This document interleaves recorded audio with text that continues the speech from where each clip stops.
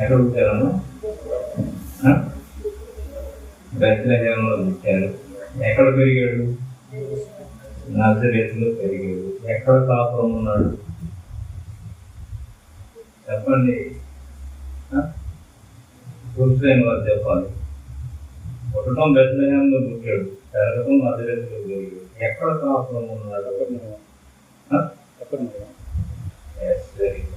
కపెర్నహూములో కాపురం ఉన్నాడు. సో 3 ప్రాంతాల గురించి నేను క్లుప్తంగా మీకు తెలియజేస్తాను. ఆయన బెత్లెహేములో పుట్టాడు. బెత్లెహేము అనేటువంటి మాటకు అర్థం ఏంటంటే రొట్టెల ఇల్లు. మరి అంత సమృద్ధి ఉంటే మరి నయోమి ఎందుకు వెళ్ళిపోయింది మోయాబు దేశం? 2 పిల్లలను తీసుకొని బెత్లెహేములో ఏం తక్కువైంది? వీళ్ళ ఒక్క కుటుంబమైన ముందు బెత్లెహేములో వీళ్ళ ఒక్క కుటుంబానికి కరువు వచ్చింది. కొంతమంది కుటుంబాల్లో సమస్యలు వస్తాయి, కొన్ని అనారోగ్యాలు వస్తాయి. ఇక ప్రపంచంలో ఎవ్వరికి లేవు, మాకే ఉన్నాయి అన్నంత ఫీలింగ్లోకి వెళ్ళిపోతారు. అందరికి వచ్చినట్టే నీకు వస్తాయి, నాకు వస్తాయి. ప్రభువులో ఉన్నా వస్తాయి, లోకంలో ఉన్నా వస్తాయి. లోకంలో ఉన్నప్పుడు వచ్చినటువంటి శ్రమలకి కుంగిపోయి నిరాశ పడిపోయి ఏదో ఒక డెసిషన్స్ తీసేసుకుంటాం. అదే ప్రభువులో ఉంటే వచ్చినటువంటి సమస్యలకి, వచ్చిన అనారోగ్యాలకి ఇంకా బలపరచబడి విశ్వాసం వృద్ధి చెందుతారు. సో క్రీస్తులో ఎన్ని శ్రమలు పొందితే, ఎన్ని బాధలు పొందితే ఆ మనిషి అంత చక్కగా స్టాండర్డ్గా నిలబడతాడు. సో బెత్లెహేములో రొట్టెలు నయోమి ఏమి ఆశించి మోయాబు దేశం వెళ్ళింది అంటే, అక్కడ యాకోబు రాసిన పత్రిక నేడైనను రేపైనను కాలపు పట్టణంలోకి వెళ్ళి యాకోబు రాసిన పత్రిక 4వ అధ్యాయము 12వ వచనం. బైబిల్ ఉన్నటువంటి వారి ప్రతి ఒక్కరు ఈ బైబిల్ని ఓపెన్ చేయండి. 4:12 నేడైనను రేపైనను ఒకానొక మోయాబు దేశానికి వెళ్ళి అక్కడ 1 సంవత్సరం ఉండి వ్యాపారం చేసి లాభం సంపాదించును రండని చెప్పుకొని వాళ్ళారా, రేపేమి సంభవించునో మీకు తెలియదు. మీ జీవం ఏర్పాటి మీరు కొంతసేపే కనబడి అంతలో మాయమైపోయే ఆవిరి వంటి వారు. సో మానవుని యొక్క జీవితము నీటి మీద బుడగలాంటిది, ఆవిరి వంటి. అప్పుడేం కనబడతాడు? ఆ మరుక్షణం ఫ్లెక్సీ ఎక్కుతాడు. సన్మానాలు పొందేవాడు ఫ్లెక్సీ ఎక్కుతున్నాడు, చచ్చిపోయినవాడు ఫ్లెక్సీ ఎక్కుతున్నాడు. ఇక్కడ వాక్యం ఏమని రాశాడంటే, ప్రభు చిత్తం అయితే మనము ఇది అది చేతుమని చదవమ వాక్యం. కనుక ప్రభు చిత్తం అయితే మనము బ్రతికి ఉండి ఇది అది చేతుమని చెప్పుకోవాలి. సో మనం ఏ పని చేసినా, ఏ మాట చేసినా, ఏ ప్రాంతానికి వెళ్ళవలసి వచ్చినా ప్రభు చిత్తం అయితే. నేను మార్నింగ్ గ్రూప్లో మెసేజ్ పెట్టాను. పెట్టిన తర్వాత ప్రభు చిత్తం అయితే అన్న మాట మర్చిపోయాను. తర్వాత జ్ఞాపకం వచ్చింది, మళ్ళీ లేదు. పెడితే ఒకరు ఫోన్ చేసి ప్రభు చిత్తం అయితే అని పెట్టారు అంటే సాయంకాలం జరగదా అన్నారు. సాయంకాలం ప్రార్థన జరగదా ఏంటి అనుమానంగా సస్పిషియస్ మెసేజ్ సెండ్ చేశారు అని చెప్పారు. అనుమానం పెట్టారేంటి? దేవుని చిత్తం అయితే జరిగితే అని పెట్టారు. అంటే ఆయన చిత్తం కాకపోతే జరగదా అని చెప్పి అడిగారు. అడిగితే నేను చెప్పాను, ప్రభు చిత్తం అయితే మనము ఇది అది చేతుమని చెప్పుకోవాలి. ప్రభు చిత్తం అయితే నేను వస్తాను. కొంతమంది నేను వస్తానంటారు. ఒక సేవకుడు అదే మెసేజ్ పెట్టాడు, ఐ విల్ కమ్ కన్ఫామ్లీ అని పెట్టాడు. అంటే ఖచ్చితంగా షూర్లీ ఐ విల్ కమ్ అని పెట్టినట్టున్నాడు. ఖచ్చితంగా వస్తాను.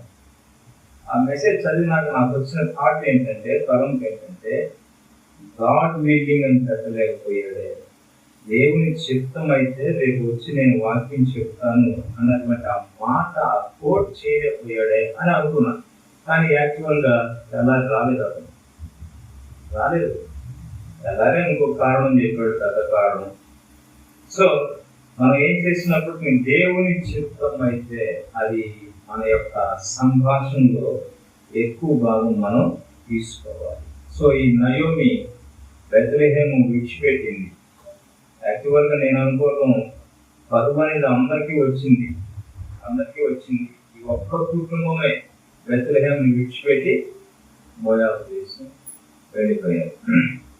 మోయాబు దేశం వెళ్ళిపోయిన తర్వాత నయోమి ఏమి నేర్చుకుందో తెలియదు, ఎంత ప్రార్థన చేసిందో తెలియదు, అసలు ఆత్మ సంబంధులైనటువంటి సహవాసం కలిగి ఉందో లేదో తెలియదు, ఏమీ లేదు. కొద్ది కాలంలోనే 3 వ్యక్తుల్ని పోగొట్టినటువంటి 3 విడోయర్స్, 3 విధవరాళ్ళని సిద్ధం చేసింది. వెళ్ళేటప్పుడు బెత్లెహేమును విడిచి వెళ్ళేటప్పుడు ప్రభువు చిత్తం అయితే మేము మళ్ళా తిరిగి వస్తాం అన్నటువంటి మాట అక్కడ ఉన్నటువంటి సొసైటీ, సమాజం వారికి చెప్తే వేరేగా ఉండేదేమో. ఆ మాట కూడా వాడి ఉండకపోవచ్చు, కొంతమందికి తెలియదు. దేవుని యొక్క వాక్యాన్ని మన సంభాషణలో తీసుకోవాలి. దేవుని యొక్క వాక్యాన్ని మన మాటల ద్వారా మనం చెప్పాలి. అది వాక్యము శక్తి కలిగింది, అది లేఖనము. సో నయోమి మోయాబు దేశం వెళ్ళిన తర్వాత వీడు నాకేం చేశారు, నేను ఇక్కడ చేయటానికి అనే మనసు ఆమె లేదు. కొంతమంది అదే, నాకేం చేసావు నీకు చేయటానికి. సామెతలో ఒక మంచి మాటలు, వాడు నాకు చేసినట్లు వానికి చేసేదను అని అనుకోమన్నాడు, అనుకోవద్దన్నాడు. అనుకోనకుము, వాడు నాకు చేసినట్లు నేను చేస్తాను లేదు, అట్లా చేయకూడదు. యూదులందరూ కలిసి ప్రభుని సిలువ వేశారు, మరి ప్రభు కూడా అనొచ్చు కదా, వీడు నన్ను సిలువ వేశారు, వీళ్ళందరూ ఒక దినంలో నేను కూడా సిలువ వేస్తాను. నాకేం చేశారు? కొంతమందికి ఇలాంటి మైండ్ సెట్ ఉంటుంది, నాకేం చేశారు మీకు చేయడానికి. ఒకసారి క్రీస్తుని తీసుకోండి, ఏం చేసాం మనం ఆయనకి? ఇలా ఒక పాట విన్నాం, ఆరోగ్యము ఉద్యోగం ఉందంటే నీ కృప, మెతుకు బతుకు ఉందంటే నీ కృప. ఏం చేసాం మనం దేవునికి? ఎన్ని వాచ్ నైట్ సర్వీసులు ఆయన యొక్క ప్రెజెన్స్ లో స్పెండ్ చేసాం, ఎంత ఖర్చు అయిపోయాం, ఎంత నిద్రను మానుకున్నాం, ఎంత ఆహారాన్ని మానుకున్నాం. ఏం చేసాం దేవుని కొరకు? ఆయన ఎంత చేయాలో అంత చేశాడు. సిలువలో శ్రమలే పొందాడా, దెబ్బలే తిన్నాడా, రక్తమే కార్చాడా, విలువైన ప్రాణాన్ని అన్యాయంగా సిలువలో పోగొట్టుకున్నాడు. లోకం యొక్క దృష్టికి ఆయన చేతగానే వాయిలా కనబడు. 3 దినాల్లో మందిరాన్ని కడతానన్నది. మందిరం సంగతి పక్కన, నువ్వు దిగవయ్యా సిలువ అంటున్నావు, నువ్వు దిగు సిలువ. అప్పుడే సిలువ వేయము అన్నారు, సిలువ వేశారు. ఆ మనుష్యాలు దిగు అంటున్నారు. మానవుని యొక్క నాలుక చంచలమైనటువంటి, అప్పుడే అవునంటారు, అప్పుడే కాదు. ప్రార్థించేటువంటి నాలుకలు కలిగి ఉన్నటువంటి మనుషులు మాటల విషయంలో జాగ్రత్తగా ఉండాలి. మాటలు, మన నాలుకలోని దేవుడు జీవాన్ని మరణాన్ని పెట్టాడు. జీవ మరణములు నాలుక వశ్యం.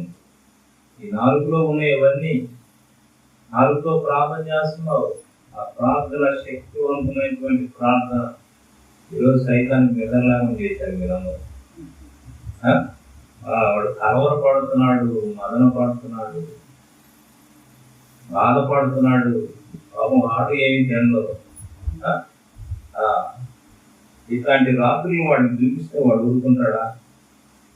ఒక సేవకు నాకు ఫోన్ చేసి అదే అడిగాడు, పెద్ద ప్రాజెక్ట్స్ పెడుతున్నావు, నీ మీద పగబెడుతున్నాడు వాడు అన్నాడు. ఎవరయ్యా అన్న, అదేనా అపవాది అంటున్నాడు. పగబెట్టుకున్నటువంటి అపవాదిని ప్రభు కాళ్ళ కింద తొక్కి పడేసాడు అన్న విషయం తెలుసా నీకు? రోమ 16:20 చదవండి ఒకసారి. We want more scriptures in our message. Please read Romans 16:28. 16:20. సమాధానకర్తయగు దేవుడు సాతానును మీ కాళ్ళ క్రింద శీఘ్రముగా చెట్టుకు దొరికించింది. ఎవరి కాళ్ళ కింద? ఎవరి కాళ్ళ కింద? ఎవరైతే ప్రార్థన చేస్తారో వారి కాళ్ళ కింద సాతానును శీఘ్రంగా చెట్టుకు దొరికిస్తారు. ప్రార్థించేటువంటి మనిషి అయితే నువ్వు ఎవరికి భయపడాల్సిన పని లేదు, లోకానికి భయపడాల్సిన పని లేదు, సైతానికి భయపడాల్సిన పని లేదు, అనారోగ్యానికి భయపడాల్సిన పని లేదు, నిద్ర లేదే అని భయపడాల్సిన పని లేదు, కుటుంబంలో ఇన్ని సమస్యలు ఉన్నాయని భయపడాల్సిన పని లేదు. ఈ మనిషి మారదా అనేటువంటి ఆ తలంపు కూడా అవసరం. నువ్వు మారితే కొంతమంది పనులు వచ్చి కంప్లైంట్ చేస్తుంటారు, మా పిల్లలు మారట్లేదండి, పిల్లలు మారట్లేదు. అలాంటి వారికి దేవుని యొక్క వాక్యం చెప్పేది ఏంటంటే, నీ యవ్వన కాలంలో నువ్వు దేవుని మాట్లాడినావా? నీ యవ్వన కాలం నీ యవ్వన కాలమేమో లోకంలో విచ్చలవిడిగా జీవించి నీకు వివాహమై నీ బిడ్డలు పుట్టిన తర్వాత వాళ్ళు మాట్లాడకపోతే బాధ హృదయం. మరి యవ్వన కాలంలో నీవు కూడా అదే బాధను దేవునికి ఇచ్చావు కదా. ఆ రోజున అంత బాధ దేవునికి ఇచ్చావు, ఈ రోజున అదే బాధ నీవు నేను తీసుకుంటాము. మీరు కొలుచు కొలత చొప్పుననే నీకును మరలా కొలవబడును. మీరు ఏ కొలత అయితే కొలుస్తారో అణచి కుదిరించి దిగజారినట్లు చేసి ఏ కొలతతో మీరు కొలుస్తారో అదేదైనా కానీ, సమయం కావచ్చు, డబ్బు కావచ్చు, ఆరోగ్యం కావచ్చు, ఆయుష్ కావచ్చు, ఏదైనా మనం కొలిచేటువంటి కొలత చొప్పునే మరలా మనకు కొలవ పడుతుంది. మన కొలత కంటే దేవుని కొలత 200గా ఉంటుంది, 200గా ఉంటుంది. సో ఇక్కడ నయోమి మోయాబు దేశం వెళ్ళిన తర్వాత 10 సంవత్సరాలు పచ్చగా ఉన్నారు. 10 సంవత్సరాలు చక్కగా 2 బిడ్డలకు వివాహాలు చేసేసింది. కానీ పిల్లలు లేరు, 2కి పిల్లలు లేరు, పెద్ద కొడుకుకి లేరు, చిన్న కొడుకుకి లేరు. చూడండి, ఆశీర్వాదం ఆగిపోయింది. ఆ తర్వాత ముగ్గురు పురుషులు ఒక్కసారిగా మరణాన్ని ఎదుర్కోవాల్సి వచ్చింది. ముగ్గురు చనిపోయిన తర్వాత అప్పుడు జ్ఞాపకం వచ్చింది బెత్లెహేము. అప్పటికి యెహోవా బెత్లెహేమును దర్శించాడు అన్నటువంటి వార్త నయోమికి వినబడింది. మరి ఎంతో మంది ఉన్నారు, మరి వీళ్ళందరూ ఎలాగూ కరువును ఫేస్ చేశారు, కరువును ఎలాగ ఎదుర్కొన్నారు, విశ్వాసంతో ఎలా నిలబడ్డారు. కొంతమందికి కొన్ని రకాలైనటువంటి శ్రమలు వస్తే ఆ స్థలాల నుంచి పారిపోతారు, ఉండరు, కనపడకూడదు. ఒక శోధన వస్తే, ఒక కష్టం వస్తే, ఒక ఇబ్బందికరమైన పరిస్థితి వస్తే, పిల్లల్నే కొట్టాడు మాస్టారు. ఒక సేవకుడు చెబుతాడు, మా పిల్లని ఆ పంపి కొట్టాడంటండి, నా ఈపు పేలినట్టు అనిపించింది, నాకు ఎంత బాధ వచ్చిందండి అని చెప్పాను. ఎంత బాధ వచ్చింది. నిజమే, ఆ బాధ అనుభవంలోకి వస్తే కానీ తెలియదు. నయోమి పోగొట్టుకుంది అనుకున్నాం, కానీ ఎంత బాధ వచ్చిందంటే, నయోమి అంటే మధురం, అలాంటి ఆమె జీవితంలో మారాగా మారిపోయింది. మారా అంటే చేదు, బిటర్నెస్, చేదు. చనిపోయినాక బెత్లెహేము జ్ఞాపకం వచ్చింది, యెహోవా దర్శించాడు అన్నటువంటి వార్త వినబడింది. ఇక సర్దుకొని బెత్లెహేము వైపు ప్రయాణం సాగించే సమయంలో పెద్ద కోడలు ఓర్పా వచ్చి మంచి ముద్దు పెట్టింది. నీ కొడుకుని ఇచ్చావు, పెళ్లి చేసావు, నా జీవితం ఈ రోజు నేను బట్టి ఇలా అయిపోయిందని ఒక చేదు ముద్దు ఇచ్చేసింది. అత్త పర్మిషన్ తీసుకుని వెళ్ళిపోయింది.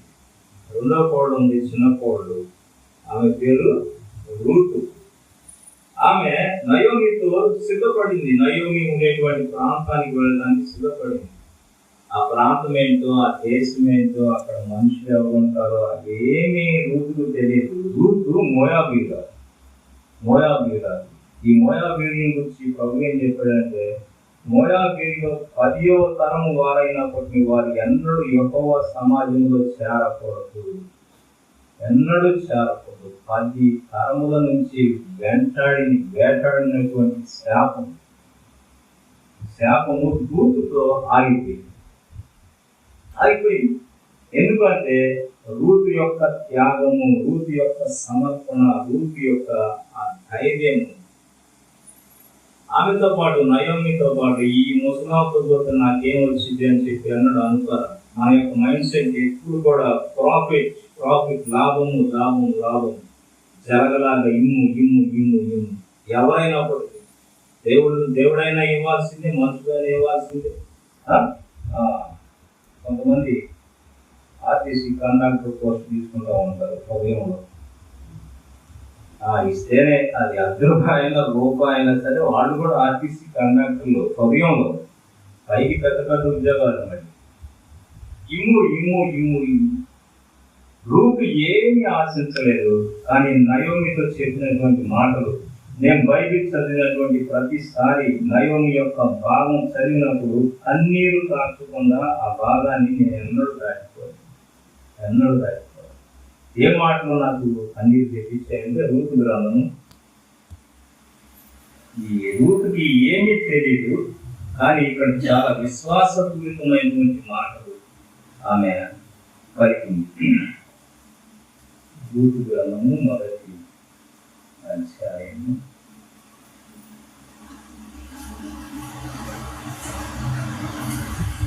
రూతు గ్రంథాన్ని సమూయేలు రాశారు.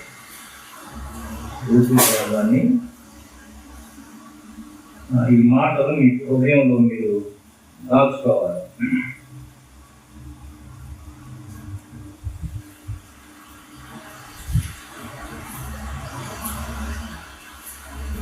మొదటి అధ్యాయం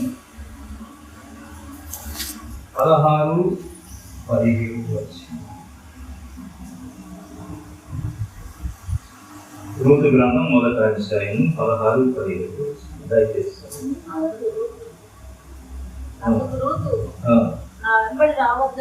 నా వెంబడి రావద్దని అత్తతో మాట్లాడుతున్నాను. నన్ను విడిచిపెట్టమని నన్ను బ్రతిమాలుకోవద్దు. నయోమి బ్రతిమలాడుతుంది. పెద్ద కోడలు నేను బ్రతిమలాడింది, ఆమె వెళ్ళిపోయింది. ఇప్పుడు చిన్న కోడలు కూడా బ్రతిమలాడుతుంది. ఎందుకంటే నా కొడుకు చనిపోయాడు, ఇంకా నా దగ్గర పిల్లలు ఆడుంటారు కనుక మీరు మీ యొక్క స్వదేశానికి వెళ్ళిపోండి, నన్ను బ్రతిమలాడుకోవద్దా? నీవు వెళ్ళు చోటకే నేను వచ్చేదను, నీవు నివసించు చోటనే నేను నివసించేదను. ఈ మాట చదువుతుంది ఎంత కంగి వచ్చింది. నీ జనమే నా జనము, నీ దేవుడే నా దేవుడు. నీవు మృతి పొందు చోటనే నేను మృతి పొందేదను, అక్కడనే పాతి పెట్టబడు.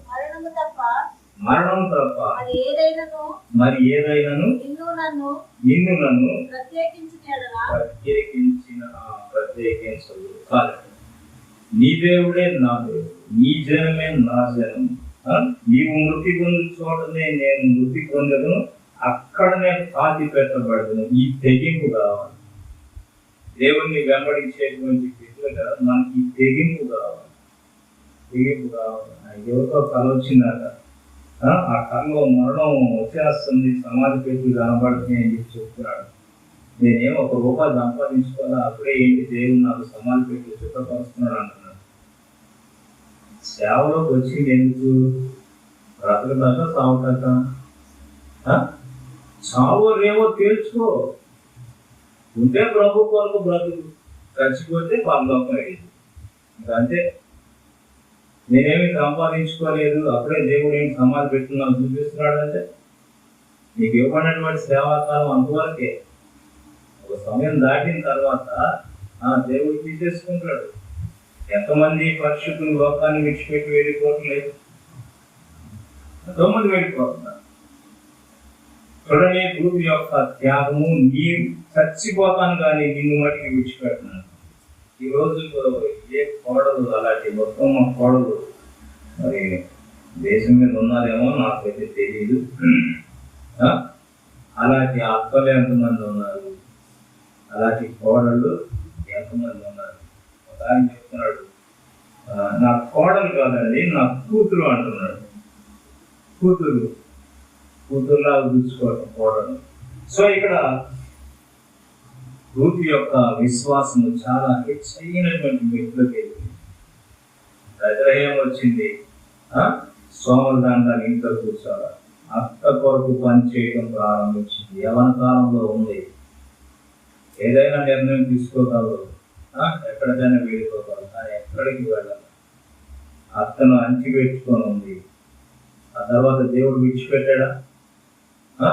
విడిచిపెట్టాడు. అత్యంత ధనవంతుడైనటువంటి బోయాజుని పెళ్లి చేసుకుంది. ఆ తర్వాత బోయాజు రూతులకు పుట్టినటువంటి బిడ్డ యెష్షయికి పుట్టినటువంటి బిడ్డ దావీదు. చూడండి,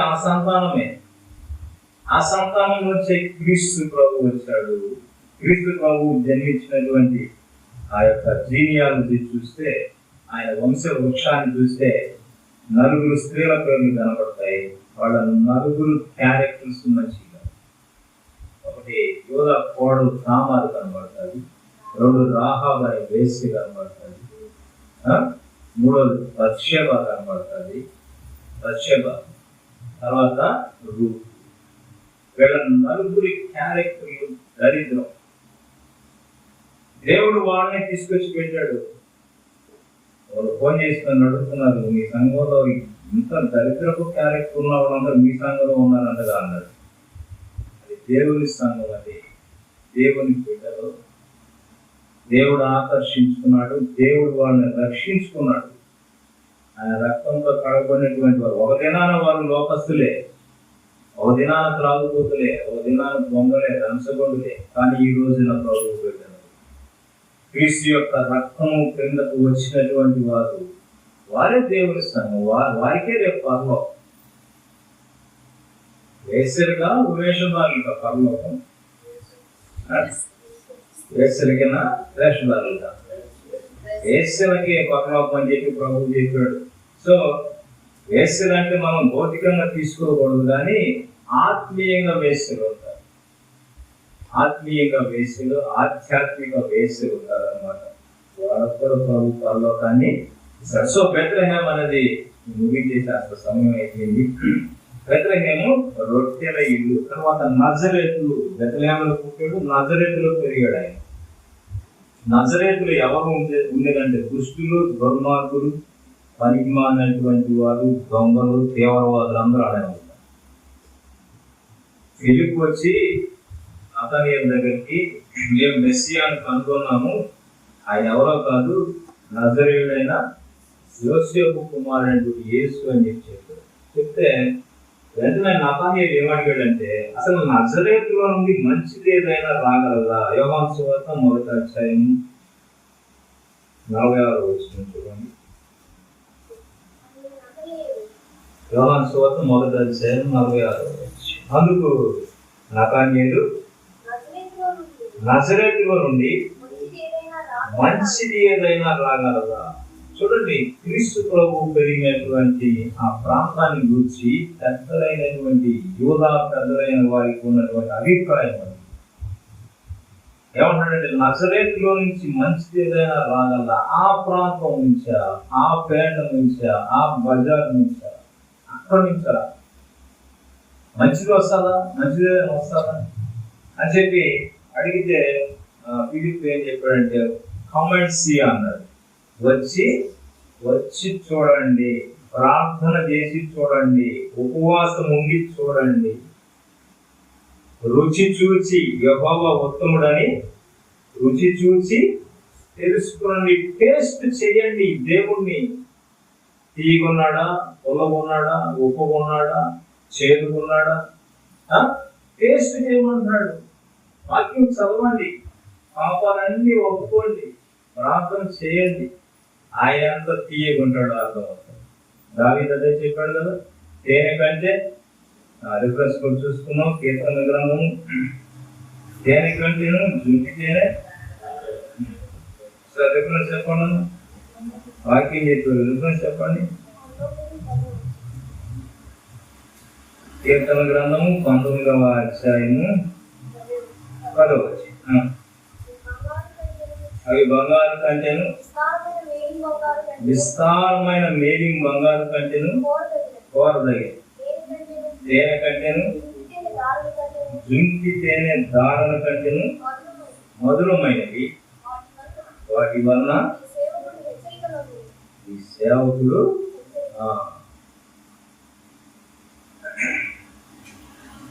పాల వంటిది, జుంటె తేనె వంటిది, నా జీవకు మహామధురమైనది.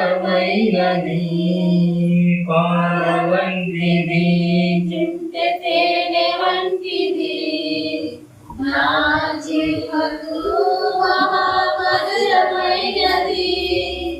మేలిమి బంగారు కన్నా మిన్నమైనది, మేలిమి బంగారు కన్నా మిన్నమైనది. రత్నరాసుల కన్నా కోరదగినది, రత్నరాసుల కన్నా కోరదగినది. ఈ వాక్యమే నన్ను బ్రతికించెను, పాతలలో నన్ను కదిలించెను. వాడిగల రెండంచుల ఖడ్గము వలెను, నాలోని సర్వమును విభజించి జోడించి. వాడిగల రెండంచుల ఖడ్గము వలెను, నాలోని సర్వమును విభజించి జోడించి. పాపమాలిన్యము తొలగించి వేయును, పాపమాలిన్యము తొలగించి వేయును. అనుక్షణం కొత్త శక్తినిచ్చుచున్నది, అనుక్షణము కొత్త శక్తినిచ్చుచున్నది. ఈ వాక్యమే నన్ను బ్రతికించెను, పాతలలో నన్ను కదిలించెను. కృపాశక్తి దయా సత్య సంపూర్ణుడా, వాక్యమయున్న యేసు వందనమయ్యా. రుచి చూసి తెలుసుకున్నాడు. యెహోవా ఉత్తముడని రుచి చూడండి, ఈ వాక్యాన్ని రుచి చూడండి. ఈ తేనె కంటే, జుంటి తేనె దారుణ కంటే మధురముగా ఉంటుంది. యాక్చువల్గా నేను గంట వాక్యం చదువుతాను, నాకు తృప్తిగా ఉండదు. 2 గంటలు చదివితే 2 గంటలు చదువుకుండా పోవడం కాదు, 2 గంటలు అక్కడే ఉంటుంది, అదే వచ్చింది. 2 గంటల సమయం అయిపోతుంది. 2 గంటల తర్వాత కొంత తృప్తి, ధైర్యం హృదయానికి. సో వాక్యము అది శక్తి కలిగినటువంటిది. ఈ ఆత్మకు మధురముగా ఉంటుంది. లోపల ఉన్నటువంటి ఆత్మ దేవునిది. ఈ ఆత్మ దేవుని వాక్యంతో మనం నింపాలి. పిలుపు వచ్చి చూడుము అని చెప్పంటే నా పని నిజంగానే ప్రభు దగ్గరికి వచ్చాడు. ప్రభు చేత మంచి సాక్ష్యం పొందుతున్నాడు. ఇతనిలో ఏ కపటము లేదు, ఏ కపటము లేదు. మనందరిని గురించి దేవుడు సాక్ష్యం ఇస్తాడు, ప్రతి ఒక్కరిని గురించి సాక్ష్యం ఇస్తాడు. మన క్యారెక్టర్ ఎలాంటిదో ఆయన చెప్తాడు, మనం ఎలాంటి వారమో ఆయన చెప్తాడు. దానికి ఎన్నడూ కూడా మన లోపాన్ని, మన తప్పుని, మన పాపాన్ని ఆయన చెప్పడం. గుర్తు లేనటువంటి మనిషిగా నా మాటనేవాడు. ఈవెన్ తనను అమ్ముకున్నటువంటి ఇస్కరియోతు యూదాను కూడా నువ్వు దొంగవి, నువ్వు మోసగాడి అని ప్రభు ఎక్కడా అనలేదు. నన్ను అప్పగిస్తారు మీలో ఒకరు అని చెప్పంటే యూదా నేను ఆ ప్రభు అని చెప్పి అన్నాడు. అంటే నీవన్నట్టే నేను అన్నాను, నీవన్నట్టే. ఇదిగో దొంగని యోహాను రాశాడు కానీ ప్రభు అనలేదు. యోహాను గురించి ప్రభు ఏం చెప్పాడంటే, నా సహకారి, నా చెలికాడు, నా పరిచయుడు, మనం కూడి మధురమైనటువంటి వాచ్ నైట్ సర్వీస్కి వెళ్ళిన వారు, మధురమైనటువంటి కోర్స్కి చేసినటువంటి వారు. సో దేవుడు ఎన్నడూ కూడా నాకు ఇప్పటికీ ఆశ్చర్యకరమైన విషయం ఏంటంటే, నాలో చెప్తున్నారు కానీ తప్పులు ఉన్నాయి, నన్ను నేనే క్షమించుకోలేను ఒకసారి. ఈ రోజుకి కూడా నువ్వు ఫలానా మనిషి అని దేవుడు అన్న దాఖలాలు తేనే. నువ్వెంత దుర్మార్గుడవు, నువ్వెంత మోసగాడివి, నువ్వెంత చెడిపోయిన హృదయం వాడివి అన్న మాట ఆయన అనదే అన్నాడు. అపకారమును తలచదు, అమర్యాదగా మాట్లాడు. మన విషయంలో దేవుడు ఎన్నడూ అమర్యాదగా మాట్లాడు.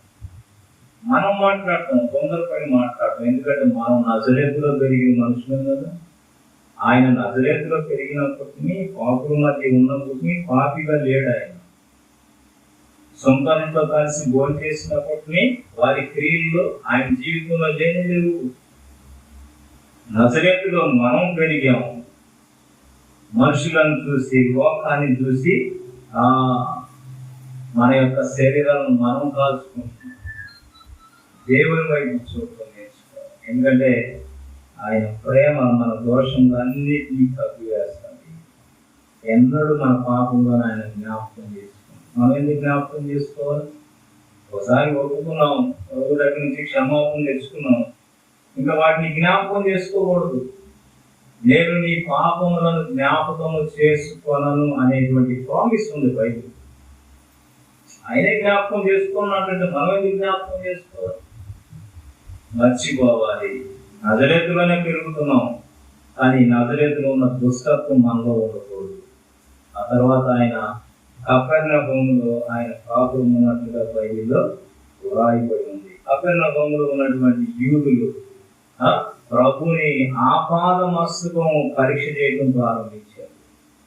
ఆయన మీద ఎన్నో పరీక్షలు, ఎన్నో ప్రశ్నలు, ఎన్నో సూచక్రియలు అడుగుతున్నారు. నువ్వు మెసేజ్ అయితే మాకు సూచక్రియలు, యూదులు అయినటువంటి వారు సూచక్రియలు అడుగుతారు. గ్రీక్ దేశస్తులేమో జ్ఞానాన్ని వెతుకుతాము. యూదుడైనటువంటి గిద్యోను సూచక్రియ అడిగాడు.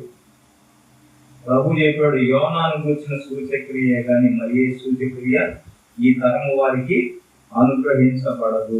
సో కపెర్నహూములో ఉన్నటువంటి యూదులు ప్రభు దగ్గర నుంచి అనేకమైనటువంటి వాటిని ఎదురు చూశారు. ఈవెన్ సిలువలో కూడా హేరోదు రాజు ఆయన ఏదైనా అద్భుతం చేస్తే చూడాలని నిరీక్షించి ఎన్నో ప్రశ్నలు ప్రభువును అడిగినప్పటినీ ప్రభు దగ్గర నుంచి ఎలాంటి సమాధానం రానందున ప్రభువును అపహసించి ఎగతాళి చేసి దగ్గరకు పంపివేసి, అంత క్రీస్తు ప్రభు యొక్క జీవితము అద్భుతమైనది. ఆయన బోధించినటువంటి ప్రాంతాలు దొరుకుని చెప్పడం మనం ముగించేసేస్తే అయిపోయింది. బెత్లెహేములో పుట్టాడు, నజరేతులో పెరిగాడు, కపెర్నహూములో కాపురం ఉన్నాడు. ఎక్కడ బోధించాడు సువార్త? ఏదో చెప్పండి, నాకేమట్లేదు. గలిలయ, యోదయ, సమరయ, ఇంకా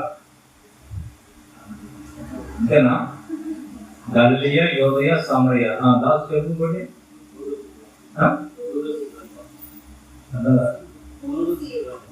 పూర్వ సీలోను. ఓకే. ఇంకా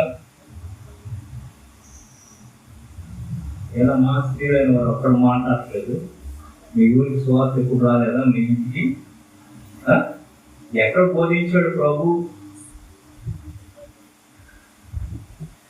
క్వశ్చన్ పేపర్లో క్వశ్చన్ వచ్చిందంట, యేసు ప్రభు ఏం పని చేసేవాడని. ఆ డిగ్రీ చదువుకున్నటువంటి ఆ మాస్టర్ వెంటనే రాసేసాడంట, గొర్రెలు కాసేవాడు. ఇప్పుడు అక్కడ మీకు చెప్పేది, యేసు ప్రభు గొర్రెలు కాచాడా, వడ్రానికి పని చేశాడా? వడ్రానికి పని చేసాడు. సత్యాలు తెలుసుకోవాలి. ఎలీషా ప్రార్థన చేస్తే అగ్ని దిగి వచ్చిందని ఒక ఆయన ప్రార్థన చేస్తున్నాడు. ఎలీషా ప్రార్థన చేసింది ఏలియా. ఆ సత్యం తెలుసుకోవాలి మనకు తెలిసింది మనం కరెక్ట్గా అది 100% సత్యం అయితేనే దాన్ని వాడాలి. దేకపోలి అనే ప్రాంతంలో సువార్త ప్రారంభించి, దేకపోలి అంటే 12 పట్టణాలు. ఆ తర్వాత బేతని, యెరూషలేము, అసలైన మర్చిపోయారు యెరూషలేము, తర్వాత ఇదుమయ, సొకారు, చిన్న చిన్న గ్రామాలు, యోర్దాను అర్ధరి ప్రాంతం, అన్ని జనులు నివసించు గలిలయ. అది ప్రవచనం, ఆయన అక్కడ బోధించాలని. యెషయా గ్రంథం 9వ అధ్యాయం 2వ వచనంలో అదే ఉంది కదా, అన్ని జనులు నివసించు గలిలయ, చీకట్లో కూర్చున్నటువంటి ప్రజలు గొప్ప వెలుగును చూస్తున్నారు. సో ఇప్పుడు మీకు అందరూ వెలుగు ఇవ్వబడుతుంది.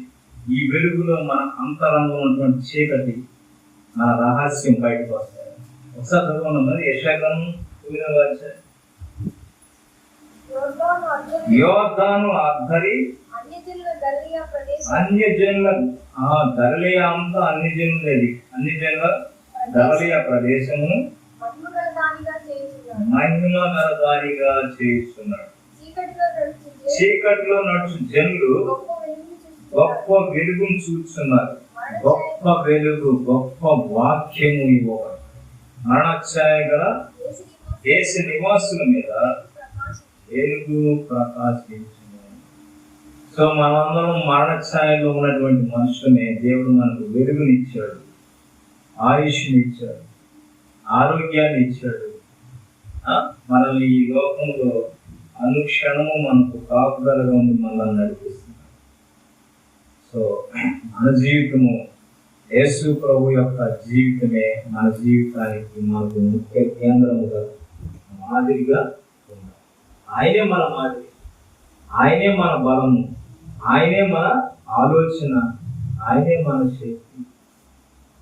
ప్రార్థనే ఒక మనిషిని లోతైనటువంటి మెట్టులోనికి తీసుకొని వెళ్తారు. ప్రార్థనే ఒక మనిషికి లోతైన గ్రహింపు ఇస్తుంది. ప్రార్థనే ఒక మనిషికి క్రమశిక్షణ నేర్పుతుంది. క్రమశిక్షణ. ప్రార్థన అంటే కూర్చొని ఊగటం కాదు, క్రియలో ఉండాలి. ప్రార్థించాలా, క్రియ చూపించాలి. క్రియలు లేకుండా ప్రార్థించిన, ప్రార్థన లేకుండా క్రియలున్న వ్యర్థమే. క్రియలు లేని విశ్వాసము డెడ్, మృతమైనది. ప్రార్థన చేస్తారు, క్రియలు లేకపోతే ఆ విశ్వాసం ఏంటిది? మృతమైన విశ్వాసం. చచ్చిన విశ్వాసాన్ని హృదయంలో పెట్టుకొని ఎంతకాలం బ్రతుకుతాం ఈ లోకంలో? మన విశ్వాసము సజీవమైనటువంటి విశ్వాసంగా ఉండాలి. చచ్చిన విశ్వాసంగా, బ్రతికిన విశ్వాసం మనకు కావాలి.